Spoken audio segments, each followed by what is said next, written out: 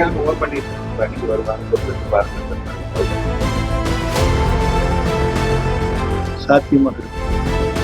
காங்கிரஸ் கட்சி ஒரு குறிப்பிட்ட பிரிவினர் தாவக கூட்டணி வைக்கிறாங்க. இன்னொரு இந்தியா திமுக இது காங்கிரஸ் கட்சியோட ஒரு சில பிரச்சனை ஒரு இது அணியை அவங்க முடிச்சுட்டாங்க.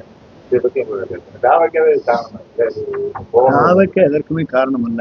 தமாக தலைவருடைய தமிழக வெற்றி கழகத்தின் தலைவரை யார் முதலமைச்சர் என்று ஏற்றுக்கொள்கிறார்களோ அவர் வருகின்றவர்களை அன்போடு வரவேற்பு மற்ற வாழ்த்துக்களும் சொல்லுவோம்.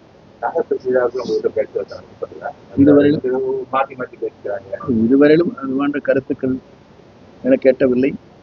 அப்படி கருத்துக்கள் வருமானால் நேரடியாக தலைவரிடத்தில் பேசுவார். தமிழகத்துக்கு புதிய பென்ஷன் பழைய பென்ஷன் திட்டத்தை சாத்தியக்கூடாதுமா இல்ல அப்படின்னு அறிவிப்போட இந்த தேர்தல் காலத்தில் அறிவிப்பு மாதிரி இன்னும் அறிவிப்போட அப்படின்னு நின்றுமா? இப்போதுதான் நான் சுற்றுப்பயணத்தை முடித்துவிட்டு